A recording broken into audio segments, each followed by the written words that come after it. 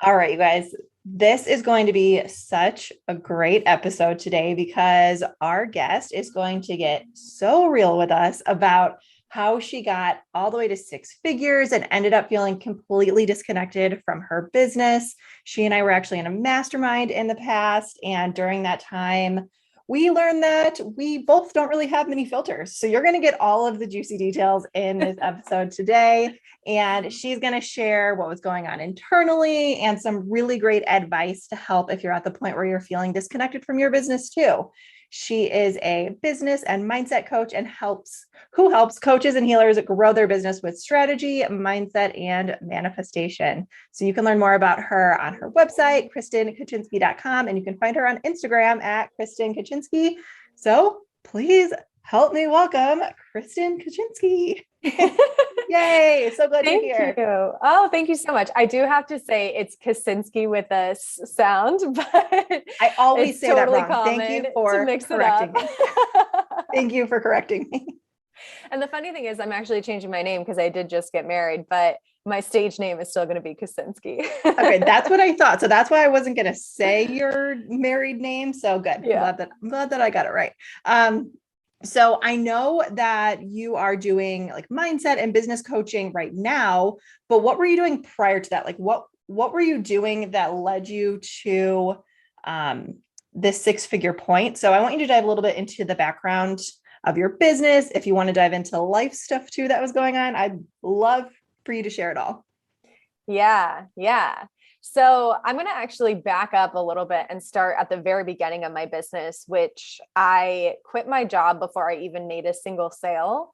I was just like so over corporate. And I was like, you know what? I need a fire lit under my ass, basically is how I felt. So I was like, okay, I'm going to quit my job and just like see what the hell happens. And I did that. And for like a month, it was okay. And then I started to get really nervous because I wasn't making sales yet. So at that point, before you go on any further, can you share what you were doing in corporate? Oh yeah. I was in media. I was a project manager in media. Awesome. So I like to like paint a picture for people so they can like see where you are to see where you're at now. So that's great. Thank you. And I was like, so I had been promoted once and I was probably going to be promoted one more time if I had stayed, but I felt like I was at like the bottom of the totem pole in corporate. So I was really eager to go off on my own and, you know, have more responsibilities and do more things that I actually cared about. So. Yep. I can totally relate to that, except I was at my ceiling when I left and I was like, there's really nowhere else for me to go unless I want to go to another company. So yeah, totally get that. So what happened after you left that job? Yeah. So like I said, for about a month, I was kind of like treading water and like nothing was really happening. I was posting a lot on Instagram. Instagram is my main platform. I was talking to people, building relationships, doing all the things you do when you start your business as a new online coach. And I actually did have a business coach at the time, but I felt like I needed more support on sales. So the first thing I did to kind of like shake things up that led to my first initial success was I hired a coach who is very heavily in like the masculine selling. So this is what you see all over the coaching industry. If you're in this industry, it's, you know, talk to 5 leads 5 times per day, or send 100 emails, or pitch yourself to all these people. So I got good at that side of selling, and I reached my first 10K month, which was pretty awesome. That's kind of like, I see the first 10K month as like the first major hurdle besides your first sale in the online coaching business, because if you're not making at least 10K per month, it's really hard to go full time because of taxes, because of, you know, getting your life back. Like you want to be able to hire a VA, hire a team member. So I kind of see 10K per month as a business owner as kind of like minimum wage. I don't know if you feel the same way, but. Yeah. I mean, I think it's really specific to each person. Like there's some people that I work with where their spouse makes all of their covers all of their personal expenses. So they're good with like 5K, and maybe they have a VA for like $500 or $1,000 a month. And that works for them. So in my personal journey in life though, it was definitely 10K for me, just like what my personal goals were. So yes, I can resonate with that number specifically. And I'm sure other people can too. Yeah. And I think it also depends on where you live. I do happen to live in New York, which might be the most expensive location in the United States, besides California. So that probably also persuaded me to go for the 10K. And once I got there, the crazy thing was I was excited for like 30 seconds. And then I felt like, oh my God, I have to do that again. Because I had worked so freaking hard just to get to that first 10K month. And at that point in time, I didn't have any recurring revenue. So it was all like paying full clients. And I looked ahead, I think this was November 2019. Yeah, November 2019. And then I looked ahead to December and I was like, oh my God, I'm only going to make like $600 next month, according to my, current recurring revenue. So I kind of came crashing back down and I felt kind of lost, which is what led me to hiring a coach to help me scale. And that was a good move, to kind of like get me started in making more consistent income. I definitely started to make more consistent income, but I found myself kind of in this same up and down cycle where I would hit an income milestone and then I felt like I would come crashing back down and I'd be like, oh my God, I have to do that again. Or, oh my God, I don't know if I can do that again. And it was kind of like this roller coaster ride, even though if you looked at like my bookkeeping software, it said my income was consistent, but I felt very like inconsistent and like I was on a roller coaster ride, for lack of a better analogy. Yeah, no, So I completely get that. I've been there too. A lot of people have been there until they learn how to generate consistent revenue and recurring revenue, whether that's yeah. through coaching or services or membership sites or courses, whatever it is. So yeah, go ahead. And one thing I didn't realize, because I was working with a business strategy coach and she taught me a lot and I don't regret hiring her and I learned so much. But what I didn't realize is, for me at least, there was an upper limit to strategy. So part of the reason why I was getting into this roller coaster ride was because I had some unhealed trauma from past relationships. And I actually didn't feel worthy of making consistent income and having a stable income because I was so used to it being too good to be true to have like a stable life. Oh Which yeah. kind of sounds crazy, but a lot of us actually are in this position. I've been there for sure. And I know people who are listening have been there too, whether or not they realize it. They realize that they're getting to this like invisible wall ceiling, I guess, but they're Feeling, not yeah. sure like why it continues to happen over and over and over again. And not just the ceiling, but also the ups and downs. So if you notice, like, because in my income, it would be like 10K months and then like a 3K month and then an 8K month and then like a 2K month. And it was like this big up and down. And like overall, my income was regular. Like I was still paying all my bills. I was still able to, cover all my expenses. And I was still able to keep growing my like highest income by a little bit. But it wasn't like stabilizing at the higher level. It was like every time I got to a higher level, I came crashing back down, kind of like that exact same pattern with my first 10K months. And it was again because I felt like, well, it's too good to be true. This was all unconscious, by the way, and in my body. It wasn't like I was thinking this out loud to myself, but unconsciously, I thought to myself, it's too good to be true to have stable, continuously growing income because otherwise I'm going to get hurt, or otherwise my spouse will leave me, or otherwise something bad will happen. It's actually this concept called developmental disappointment, where we like wait for the other shoe to drop. We like get so close to our goal and then we like pull ourselves back unconsciously, or we self-sabotage unconsciously because we're afraid of when we get there that another shoe is going to drop and we're going to be harmed in some way. Mhm. So how did you find out that's what was going on? Did you you hired another coach to help you with that, right?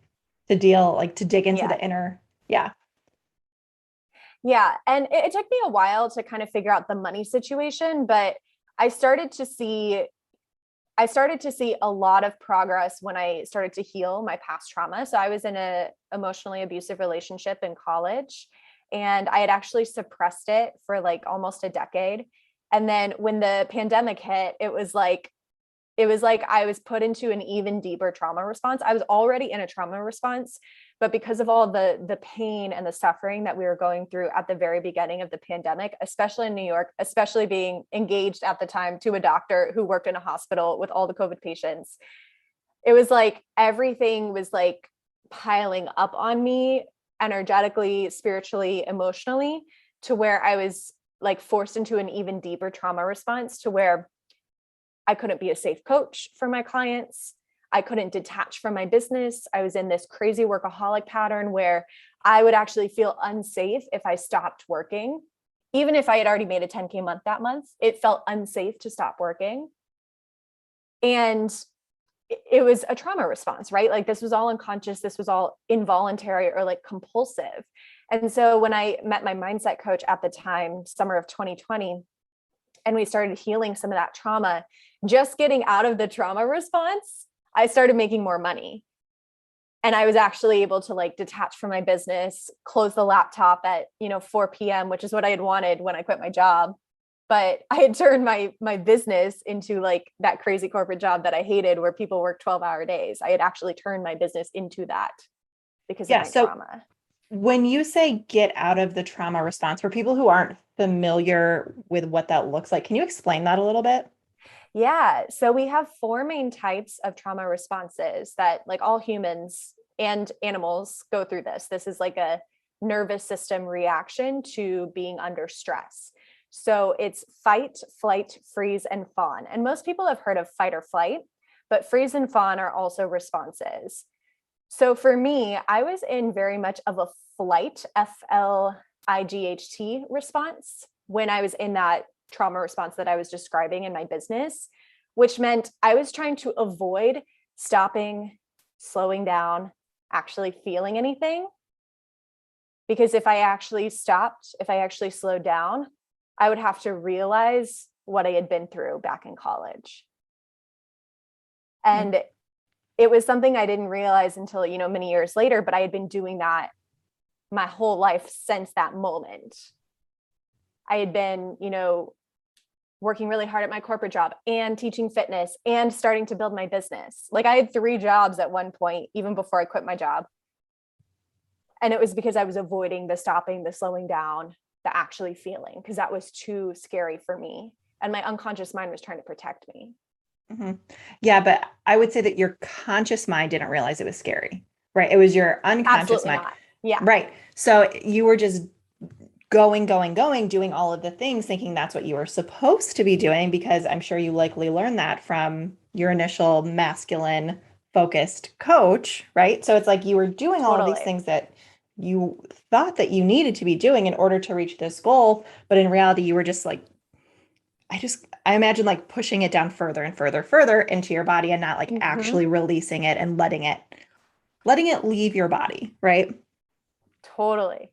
Yeah. And 100% pushing it down further until it came like exploding up and out during the pandemic, which I'm grateful for, right? Like I'm so grateful for that experience, because I just look back even like 2 years ago at how my relationship it was with my boyfriend, who's now my husband.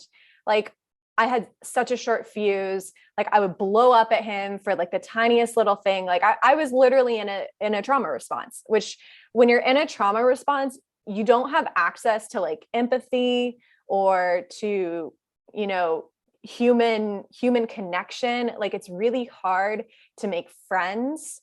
I lived in Philly for like 3 years and really didn't make that many friends. It's really hard to connect with people. It's hard to, deal with any sort of like minor overwhelm, because your nervous system is so incredibly overwhelmed already. Right. So like trauma response, it's like nervous system overwhelm. And when you're in it, it's like, there's not even like the smallest little thing, like a client not deciding to re-sign their contract, for example, can set you off. And so it makes it so hard to build a business when you're in that state, which is not your fault, which is really common, which is also something that you can heal and release. And I do that work now. But when you're in that state, it feels impossible to build and grow a business, because you can never get to a state of safety. Yep. I'm nodding my head fierce, like constantly. If anybody's watching the video, like I'm just constantly nodding my head because I can completely relate to this because I had a similar situation with an abusive relationship. And then after doing a lot of inner work, realized I had a lot of issues from my parents' divorce, which happened when I was 7 years old, that I 30 years later realized it was still affecting me, which is crazy to think about. But like you said, it regardless of when it happens in your life, if you don't choose to deal with it and do the work, you're just going to continue suppressing it, and you're going to do other things, whether that whatever that looks like for you. For you and I specifically, it's being a workaholic and just Yeah. pouring ourselves into work to distract ourselves from what we actually need to be doing. So I love that we're talking about this right now because I feel like there's a lot of people who kind of put themselves in that workaholic bucket and they don't really know why they do it. So is there anything that you can share with those people right now? To like, if they can do like one thing right now to try to uncover something to figure out like why they're going through, like why they show up in this way every day, like why this obsession with working is showing up in their lives. Yeah. So I want to kind of like define like healthy passion versus workaholicism. Yes, please do that. Before Yeah. I give any tips on this. So healthy passion is you love to work in your business. You're happy to work hours and hours and hours, but you do have boundaries around your time and energy. So maybe if you're going through a launch, if like something has to get out and it's like an emergency, you work a longer day, but on a consistent basis, you are taking time to spend with your loved ones. You actually talk to your friends. You take care of your body. You actually eat meals at regular intervals. You do things besides your business. And you overall, like if you look at your whole life, it feels well-rounded. Maybe balanced isn't the right word, but it feels like you're consistently taking care of yourself and your relationships and your business. So that's healthy passion, right? And it is normal to sometimes work longer hours when you have healthy passion, but you still have a life. Workaholicism, as I define it, is you think you have healthy passion, but you have a compulsive urge to work that feels unconscious. Like maybe I remember for me at times in the past, my fiance would like tap me on the shoulder and be like, "Hey, it's like 9:00. Do you want to eat dinner?" And I would be like, "Oh, like I didn't even know." Right. So like it feels unconscious. It feels like you can never stop working. It doesn't feel like eating a meal is a worthy use of your time, or doing a workout is a worthy use of your time if you haven't finished your work task yet. Nights and weekends are times where you frequently work and you find yourself never having a break or very rarely having time to yourself or with your loved ones.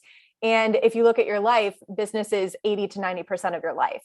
There's no friendships, there's no, quality time with people you care about, no hobbies, no taking care of you. So that's what I would define as more of like workaholicism. And I was deep in that in the past. Oh, me too. I used to tell my husband people who rest are lazy. Like if Yeah. anybody chooses to watch 10 minutes of TV, they're lazy. They need to be working. Like, what are they doing with their lives if they're not working 24/7? Yeah. Now looking back at that, I'm like, okay, now I see why he realized there was something wrong with me before I realized there was something wrong with me. Right. So a lot of times we don't even realize it. Well, and I think our society does a good job at perpetuating it, right? So like we're taught in corporate that it's like a badge of honor to work till 8 p.m. or 11 p.m. Like I would go to my corporate job, and at the time I was, focused on building my business. I didn't realize the deep trauma response I was already in. But at the time I would hear people say, "Yeah, I had to work till 8 p.m. last night, but I'm excited because I'm, showing initiative or whatever."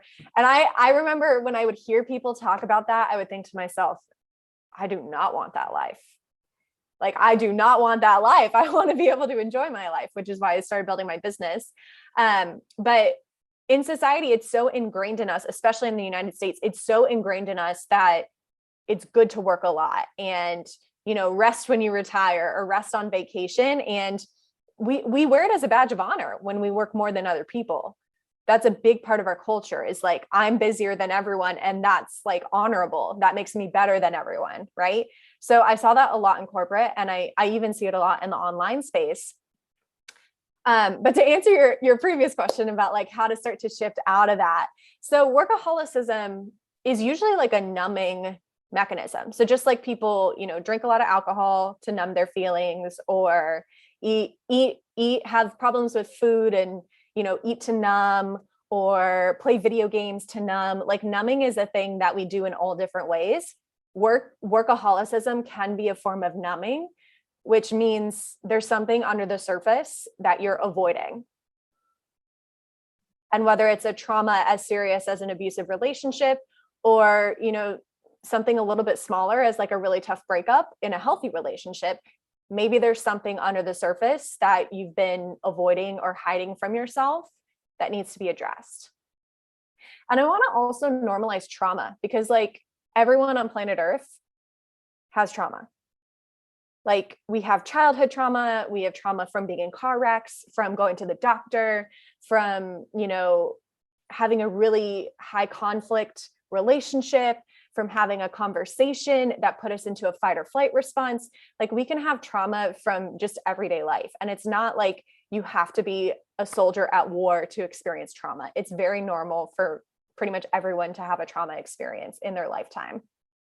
Yeah. So I want to circle back to your story, because we just went totally sidetracked. But before we do that, so I just want to stay on this topic for just like 2 more minutes. So for somebody who can identify themselves as somebody who has these workaholic tendencies, they identify as being a workaholic, would you suggest, what would you suggest they do? Like one thing they could do, is it just first identify it? Is that really the first thing? Just say like, okay, this is not normal. What do you suggest? Well, I think identifying it is important, and like being radically honest with yourself about if you're in the healthy passion or if you're in the workaholism. And then, I mean, you could just journal on or ask yourself or meditate on this question: what am I avoiding? What am I avoiding? Or what am I not seeing? Or what am I not feeling? Right. So I see workaholicism as usually like a numbing mechanism, which means we're trying to avoid pain in some way. So what is the pain that you're avoiding? And then from there, you want to actually like feel the pain, which sounds really counterintuitive, but we don't get rid of the pain unless we move through it. So a lot of times we want to bypass our experience, bypass our traumas, pretend like they didn't happen, or pretend that we're over it. I did that for like a decade. I was like, I was in an abusive relationship, but I'm over it. Like I literally said those words for so long. And I had never like actually done any feeling of it. I just like had the label anyway. So the only way to actually let the pain leave your body is if you move through it, which means you have to feel it, right? And it's really scary to feel pain, because so much in childhood we're taught pain is bad, avoid pain, stay away from pain, try to numb your pain, numb your feelings, don't feel that feels bad. But you're actually making yourself feel worse, right? So like feeling the pain of my abusive relationship was painful, but it was painful for like 3 weeks. And then I felt 100 times better than I had in a decade. Like, I'm not joking you, 100 times better. So we think by not feeling the pain that we're saving ourselves from pain, but we're actually prolonging the agony. And if we would just feel the pain from whatever it is we're avoiding, then we get to release it and we become way happier humans. Mm-hmm. Yeah, no, I completely agree with that. And I think the thing that people forget is that we feel the trauma like literally in our bodies too. And if you think about it, you have been in your body your entire life. So the things that happen yesterday, 5 years ago, 30 years ago are still literally living in your physical body.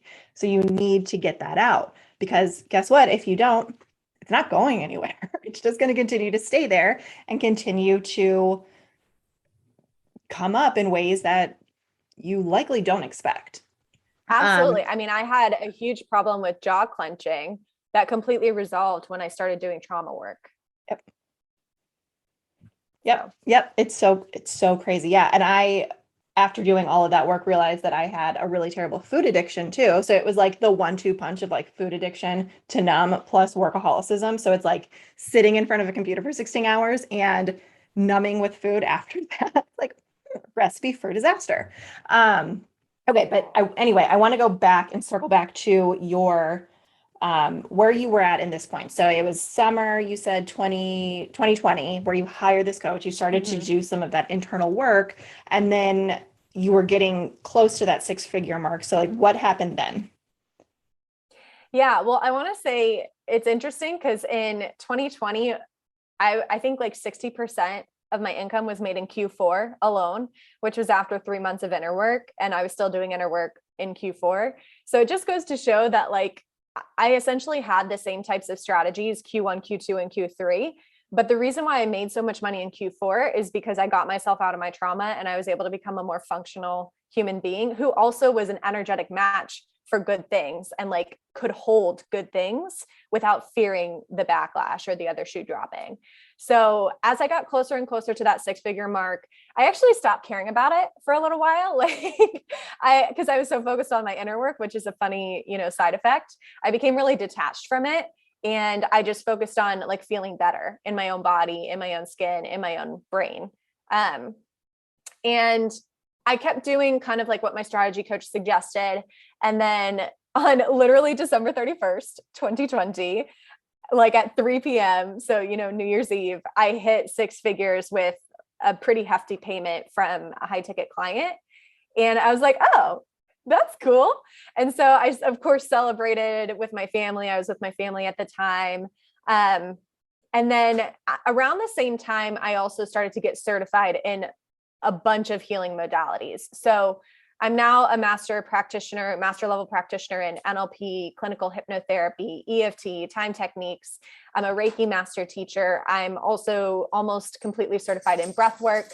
So I have a lot of healing skills under my belt now, because as I was nearing that kind of like November, December of 2020, I started to realize I'm actually not using the strategy as much as I used to. And I'm making more money. Like what I'm doing now looks so different from what I did in Q1.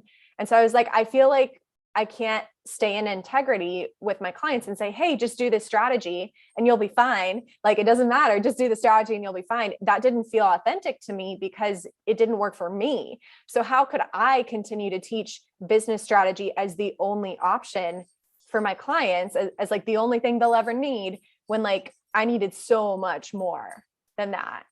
So I started to get certified in these modalities and started to shift my business and my brand to more of the healing work and the mindset work and the manifestation.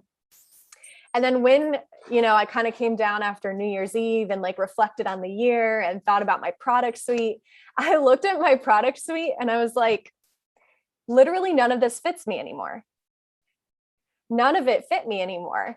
And I wanted to kind of backtrack a little bit. The reason why I built my product suite that way is because I was really money focused in 2020, especially the beginning. Like my only goal was to hit 6 figures. Any way, shape, or form I could get there. I was going to listen to whatever my coach told me. I was going to do whatever she thought would be most strategic. I was going to do it perfectly. I was going to do it the best. And I was going to hit 6 figures. So that was like the intention I started 2020 with. And then it's not an accident. By the end of the year, I felt completely disconnected from the business because it wasn't me. It never had been me. It never came from my heart and soul. It came from strategy and like what someone else thought I should do. And it's not like it was my coach's fault, but I had never brought my own heart and soul into my business because I was really so money focused. You didn't like, you were just doing what you were told. Exactly. Mm-hmm. And I think that's really common in the industry. I don't want to single anyone out, but I think it's really common that people get so laser focused on 10K months or 6 figures that they forget why they started their business in the first place. And they don't take the time and energy to connect into a deeper than money purpose or like a heart-driven mission that will sustain them beyond whatever launch strategy or Instagram algorithm update is going to happen next month, right? Because like, the thing with our industry is it's shifting and changing like monthly, weekly, daily. Like The platforms are always changing. What works in the marketplace is always changing. So what are you going to do to stay relevant and to continue to have that passion for your business? For me, it had to be developing a bigger than money purpose, something that will drive me even when the income doesn't look like what I want it to look like, or even when Instagram is changing their algorithm again and I have to learn a new content thing like Reels, right? Yep. Yeah, no, absolutely. And that's a big thing that we talk about. I've talked about that with multiple guests on this show, because if you don't, you get to a point where you make enough money to, you pay your bills, whatever. But then if you're still not feeling fulfilled, like you don't even want to show up. You don't even want to do the work. You're sick of doing the strategy. And then eventually you're going to reach a point, I'm not there yet, but I will be there, where you're making $1 million+ in your business and you have all of your bills paid easily, you have money in savings, you have anything that you want in your life, and you're still not feeling fulfilled. Then what do you do?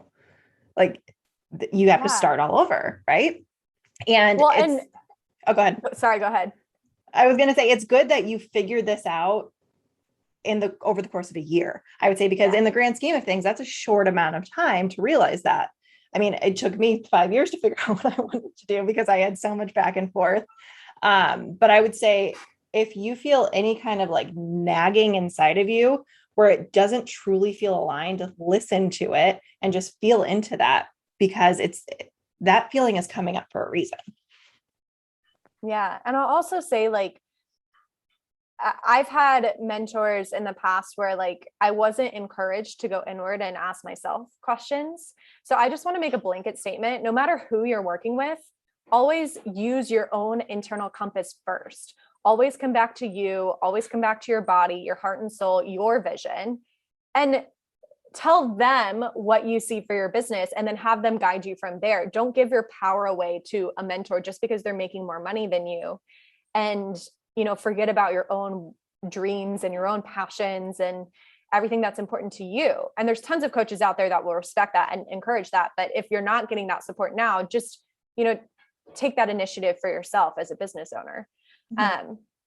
But the other thing I was going to say too is, there's a lot of millionaires out there who didn't work through their trauma, worked all the way up to $1 million and, maybe are still going, still chasing. And then what I would say to that is, well, what does the rest of their life look like? What do their relationships look like? Do they actually have free time? Do they have internal peace? Right? Like you can't put a price on internal peace. Oh my gosh, no, not waking up with anxiety every day is truly life-changing. And that has no dollar amount on it, but it's truly life-changing. I also just want to just quickly say, I know a lot of people talk about figuring out what your why is, going back to this. And I know that it seems really cliche to hear that being said, but it's honestly so true. And I think it just goes back to like really aligning with what feels good to you, what feels good to your soul, and what feels good in your body too. And typically, I would say 99.9% of the time that aligns with your quote unquote why in your life and your business. And they can really meld well together. Is that what I want to say? This is what I mean. I don't know. Mesh. Thank you. Yes. Mesh perfectly together. Yes. Thank you. Yeah. Go ahead. Oh, I was just going to say, for me, for anyone who's like, well, I don't really resonate with finding your why because my why is to make a shit ton of money. I mean, that was my why for a long time. I was like, mine too. I want to be a billionaire. That's all. Yeah. That's all I cared about for a long time. So the way I like to kind of like reframe it or help you dig deeper is if you're already a billionaire, what would you spend your time doing? And like, why would your business still be important to you? Right? Because there has to be something that transcends money that keeps you going if you want to actually get to that billionaire status. Yeah. And even if your why is your family. Okay, well, guess what? If you build a business where you're working 15 hours a day, you're not spending that time with your family. So even if you are growing this business to support your family, are you actually seeing them? Like that's a big, I hear that, especially because I work with a lot of moms, a lot of their whys are focused on their family, their kids. Like, well, are you actually spending time with them? And well, I mean, I sit on my computer and while they're watching TV at night, that's not spending time with them. Come on now. Yeah. You know what spending true uninterrupted time is with your family. So I'm glad that you mentioned that. Yeah.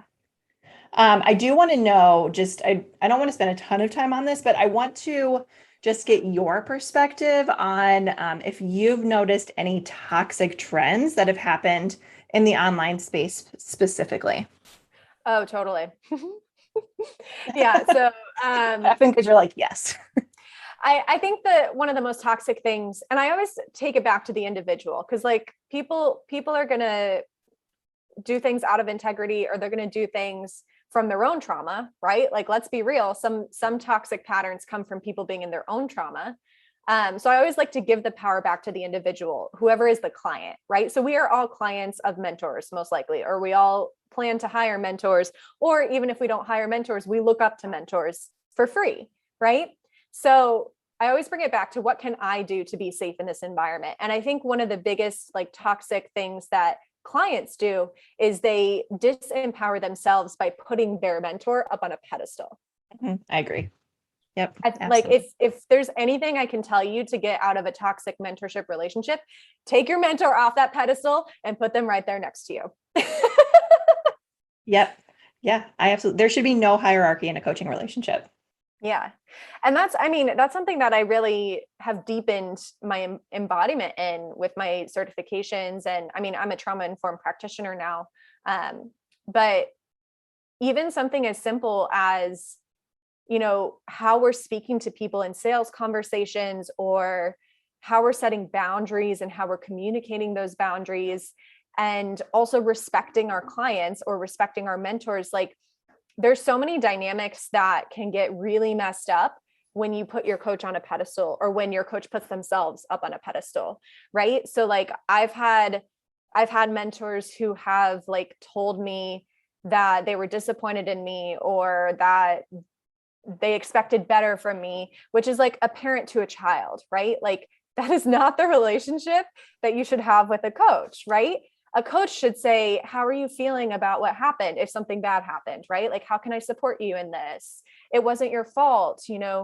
How can we learn from this together? Right? Like, it should be a lot more equal and level. And you should feel like your coach is not better than you, but is the same as you on like a deep human level. If it feels like they're above you in some way, then either take them off the pedestal or find a new mentor, because a lot of things can go wrong if there are those power dynamics. Mm-hmm. Yeah, absolutely. And I was shocked when you said that, because I've never heard anybody saying that before. I mean, that blows my mind that anybody would say that. I wouldn't even say that to my child. So, right. Let alone a client. That's terrible.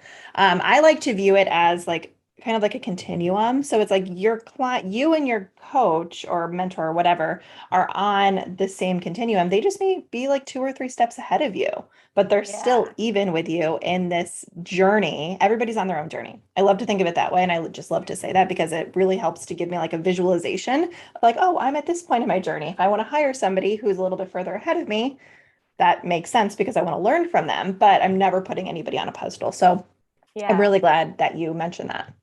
And I'll also say it makes you a better coach. If you're someone who coaches others, it makes you a better coach if you see your clients as equals. There's a lot of like culture or like CEO boss babe, like, I don't know, skills that are being taught to people that are kind of toxic, where it's like, oh, your client should do what you want, not the other way around. Or like, oh, your client is lucky to be in your energy. Like, these are like actual things that are taught in the industry. And it's just important to realize, like, you should like look up to your clients as much as they look up to you. And if you see them and treat them as true equals, and not like equals, but behind closed doors, you don't see them as equals. But if you really feel on a deep level that they're equals to you, they're actually going to get better results, because they're going to feel more empowered. And this is all happening unconsciously too, right? So what you do behind closed doors matters too, because if you want to get real woo, on the energetic channels, it's being communicated to your clients that you don't see them as equals, which disempowers them and causes them to get, worse results. And obviously we all care about our client results, if for no other reason than the good testimonials, but hopefully you have a deeper reason for caring about your clients' results. So just acknowledge that, like, if I see my clients as true equals to me, they're going to thrive. Yep. I also want to throw team in here too, because Yeah. I notice, and I've heard from a lot of people in the online world who do not value their team members, and they treat their team members as less than too, which is not okay on any level at all. I don't know if that's anything, if you want to speak to that at all. Yeah. I mean, I always think so when you start to build out your team for your business, you are the founder and CEO, right? Like, you are the leader of your team. Good leaders should see their team as equal to them, and good leaders should take responsibility for everything that goes wrong, right? Like, not that like your team can make mistakes and just get away with it, right? But like, I always see, if my team makes a mistake, okay, what did I do wrong with training them? Or how did I communicate this in a way that didn't make sense to them? And then like work with them to find a solution. But I don't just like yell at them and tell them that they're crap and like fire them on a whim. Like, there's so much power in treating your team members as just as smart, if not smarter than you, and really taking ownership as a leader, right? Like, let's be real. Being a CEO is not like putting yourself up on a pedestal and treating everyone else like crap. Being a real leader and a real CEO is lifting everyone up with you and taking radical responsibility for your actions and the actions of your team. Mm-hmm. Yeah, I speak about that a lot because I'm so over people calling them CEOs and not acting like it. It's really just pissing me off at this point, to be totally honest, because you can't just call yourself a CEO and then treat your clients like garbage, treat your team members like garbage, because guess what? They're going to leave and then you're going to be a solopreneur again. So then what are you going to do? Are you still going to call yourself a CEO if everybody's leaving you and then you have a terrible reputation in the industry that's not very big to begin with? And yeah. I'm so glad that you mentioned that. It's all about leadership as you step into that CEO role. And it's something that a lot of people, when they decide that they need to delegate or outsource any kind of work, they don't take that into account. And that's one of the most important things that you need to realize when you are stepping into a leadership role, whether you have a VA who works with you 5 hours a week or a team of 10 people supporting you, whether they're part-time or full-time. And that's what I help my clients with because I'm so passionate about it. Sorry, go ahead. I was just going to say, can I add one more thing to that too? So I also want to like redefine what a CEO is, at least in the online space. I think in corporate people get it, but in the online space, we have a messed up vision of what a CEO is. A CEO is not someone who makes a certain amount of money, right? Like that is not the only definition of a CEO. A CEO is someone who empowers their team, who has a bigger vision for the company that prioritizes longevity over short-term revenue gains, right? Like, I have like a 5-year, 10-year vision. I don't have like a next month vision. Mm-hmm. A CEO is someone who, thinks about how to innovate and where the company needs to go, right? It's not just about how much money you make at all. Yeah, no, I didn't even realize people were equating CEO to a dollar amount. And that's got to stop. I don't care if you're making $10,000 a month or $100,000 or $1 million a month. Like, no. Okay. Sorry. Go ahead. No. I just get so fired up and I don't want to go out on a tangent because we've been talking for a while and we need to stop. So I'm gonna just stop right now. If you want to hear more and you want to have this conversation, send me a DM on Instagram and we can talk about it personally. But I don't want to go off on that tangent because we can be here for hours talking about that. I should come back for a second episode. We can talk about more stuff. Yeah, exactly. For sure.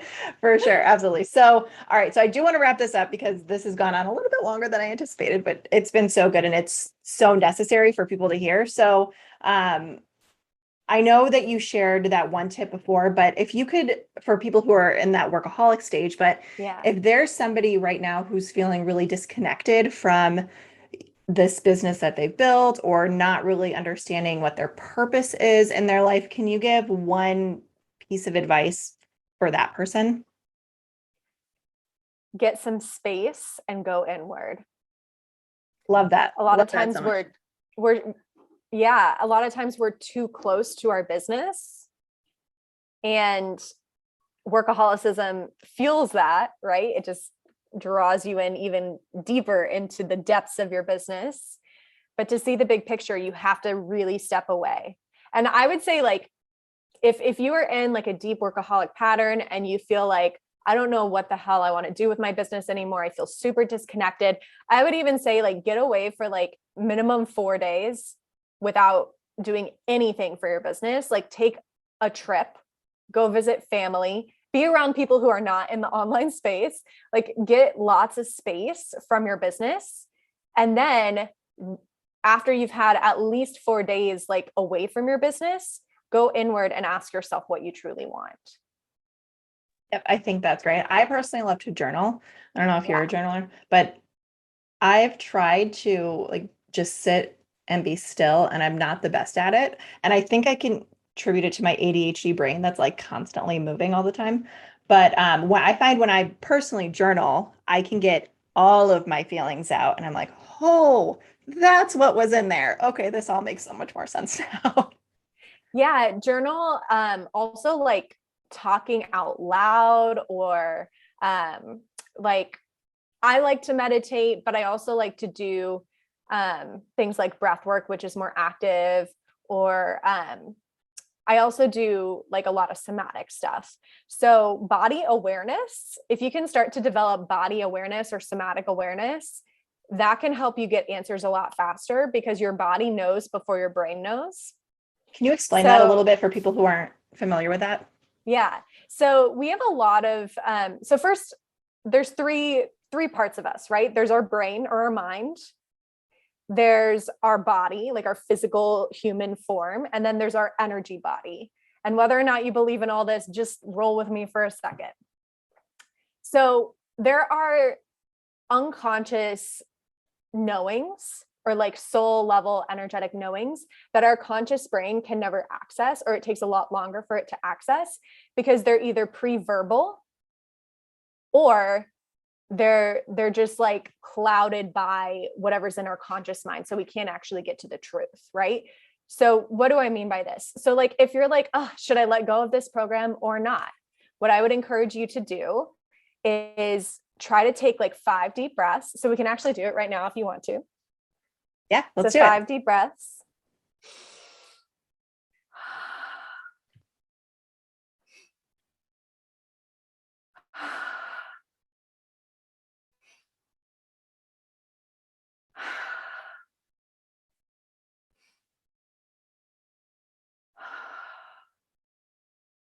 And even just with those 5 deep breaths, you might notice that everything kind of like calms down a little bit, which is great.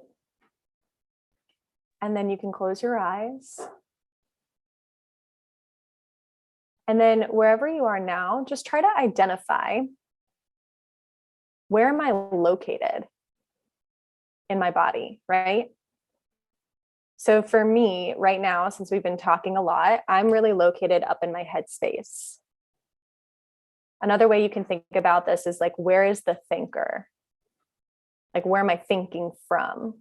And for a lot of us, it's like right behind the eyes, up in the brain. And then once you find yourself there, I want you to see if you can drop your awareness that's located in the head space into your heart space.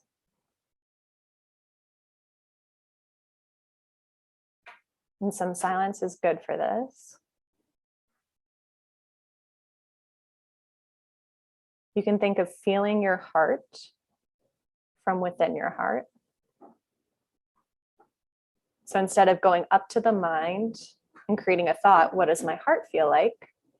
I want you to actually dive into the sensations in your heart space and be there fully.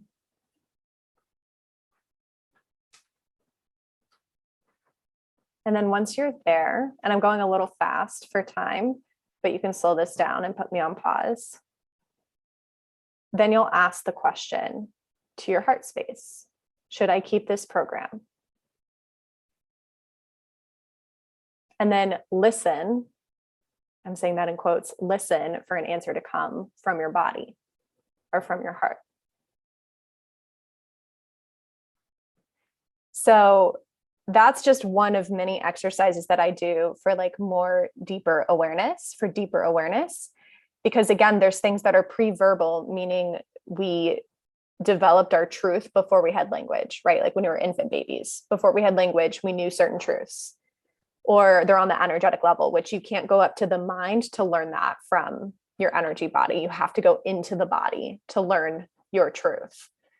So you can call this intuition, you can call this awareness. There's a lot of different names for what I'm describing, but if you're able to start working with your body more through any of these practices I've mentioned, then you'll be able to really find your internal compass and make the right decisions for you and your business. Love that. I'm so glad that you shared that little exercise. And yes, if you want to go back, you can listen to this as many times as you want. Go back, listen to it, or you can just connect with Kristen and she can do this with you one-on-one. So do you want to, I know I shared your Instagram page before, so is that the best place for people to find you?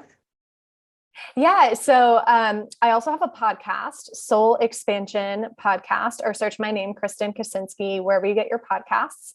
And that little exercise we just did, I do like a bunch of those on the podcast. So if you're like, ooh, that was a fun little taste, but I want to go deeper, go subscribe to my podcast. And then my main platform for social media is Instagram. So at Kristen Kacinski, or KristenKacinski.com. And I also wanted to offer a free gift to anyone who's watching this. So we've been talking a lot about like how mindset and energy impact your business, and how like leading from like that heart-led place allows you to grow your business in the way that's right for you and also see more success. So along with that, there's often a lot of beliefs about money that can come into play that prevent us from being able to do that. So I have a free money mindset hypnosis. If you go to mymoneyhypnosis.com, just enter your email and you can download the hypnosis for free. But it will help you start to reprogram your beliefs about money. And it is specific to business owners in the online space. So I talk about clients, I talk about, receiving PayPal dings and all that sort of stuff in the hypnosis. So mymoneyhypnosis.com. Awesome. Love that. Thank you so much for being here, sharing your story, giving people some like really tangible things that they can literally do right now. Or if you're driving, don't close your eyes right now. Like wait till you get home. Yeah, definitely don't. Yeah, don't do that. But this has been so great. Thank you again for being here. Thank you for sharing that. And I look forward to people reaching out and grabbing that free hypnosis and just connecting with you on social media. Thank you so much, Stephanie. I had so much fun and I can't wait to hear from you guys. If you enjoyed this episode, definitely reach out, send me a DM. I love connecting with you.